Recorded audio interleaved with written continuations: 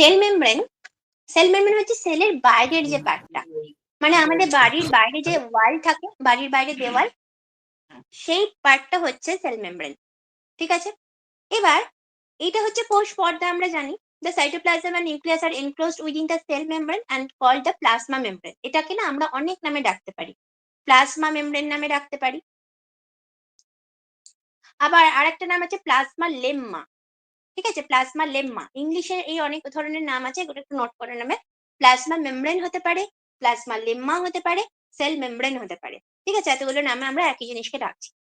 The membrane separates cells from one another, so also the cell from the surrounding medium.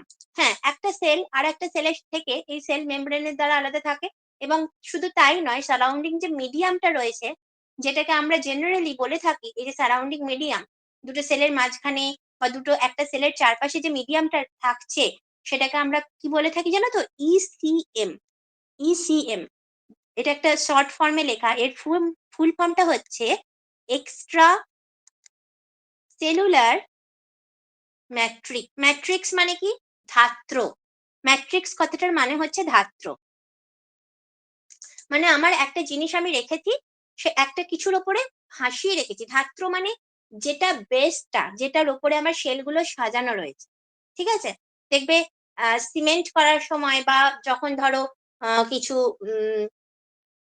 কি বলবো, মানে ধরো সিমেন্টের ওপরে অনেক সময় সেই মার্বেল চিপস দেয়, দেখেছো কি? সিমেন্টের ওপরে মার্বেল চিপস। ধরো এটা একটা সিমেন্টের একটা কিছু প্ল্যাটফর্ম, তার উপর ধরো ছোট ছোট মার্বেল চিপস দিচ্ছে। ব্যাপারটা এরকম, সেরকম খানিকটা। এই যে মিডিয়ামটা, এই যে প্ল্যাটফর্মটা, সেটা হচ্ছে ম্যাট্রিক্স বা ধাত্র। তার উপরে সেলগুলো যেন সাজানো আছে। ঠিক আছে? তো যেহেতু এটা সেলের বাইরের পার্ট, সেজন্য এটাকে আমরা বলছি এক্সট্রা সেলুলার ম্যাট্রিক্স। ওকে? আর কি বলেছে দেখো? The plasma membrane is porous. Porous কথাটার মানে কি বলছি। আচ্ছা, তারপরে চলো তাহলে পোরাস কথাটার মানে আমরা পাচ্ছি পোর বা ফুটো। এটাও কিন্তু তোমাদের ডিকশনারিতে ঢুকবে। পোরাস মানে হচ্ছে পোর বা ফুটো। ঠিক আছে? কারণ এগুলো সমস্ত লাগবে পরে পরে। And allows the movement of substances or materials both inward and outward.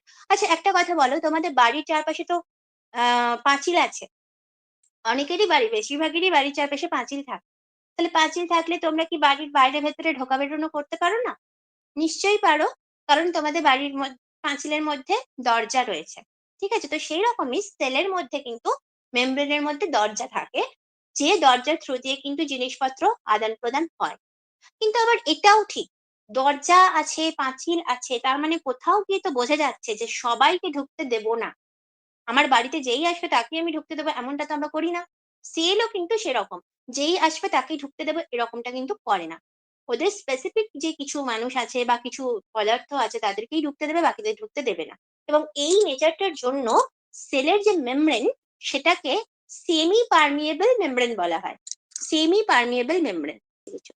আচ্ছা, তো সেমি কথাটার মানে হচ্ছে পুরোটা নয়, মানে সামান্য, মানে কিছু অল্প। ঠিক আছে? পুরোটা নয়। তো সেমি পারমিয়েবল কথাটার মানে হচ্ছে এদের মেমব্রেনটা পারমিট তো করে, কিন্তু সবাইকে করে না, বেছে বেছে কয়েকজনকে করে। ঠিক আছে? যদি পারমিয়েবল হতো তার মানে আমরা বুঝতাম যে সবাইকেই করে। আর যদি নন বা ইমপারমিয়েবল হতো, ইমপারমিয়েবল আইএম, যদি পারমিয়েবল কথাটার আগে আইএম এইটাও যদি বসে যেত, ইমপারমিয়েবল, তাহলে আমরা বুঝতাম কাউকেই পারমিট করে না।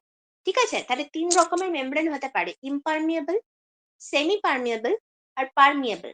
পারমিয়েবল মানে যে কাউকে ঢুকতে দেয়। ঠিক আছে? এটাও কিন্তু আছে। এই ধরনের মেমব্রেনও কিন্তু আমরা সেলের ভেতরে দুটো অর্গানেলির মধ্যে দেখতে পাবো। যেমন হচ্ছে মাইটোকন্ড্রিয়ার আউটার মেমব্রেন আর ক্লোরোপ্লাস্টের আউটার মেমব্রেন। এই দুটো মেমব্রেনকে আমরা দেখতে পাবো যে সবাইকে পারমিট করে দেয়। ঠিক আছে? আউটার মেমব্রেন যেটা। মাইটোকন্ড্রিয়া আর ক্লোরোপ্লাস্টের তো দুটো করে মেমব্রেন থাকে। এদের আউটার মেমব্রেনটাই সবাইকে পারমিট করে দেয়। কিন্তু সেমি পারমিয়েবল কোনটা? মাইটোকন্ড্রিয়ার ইনার মেমব্রেনটা সেমি পারমিয়েবল, ক্লোরোপ্লাস্টের inner membrane semi permeable, cell মেমব্রেনটাও সেমি পারমিয়েবল। ওকে? আর নন পারমিয়েবল বা ইমপারমিয়েবল মেমব্রেন এরকমও হয়, কিন্তু সেগুলো জেনারেলি কিছু পার্টিকুলার এরিয়াতে হয়, সেগুলো আমরা পরে আসবো।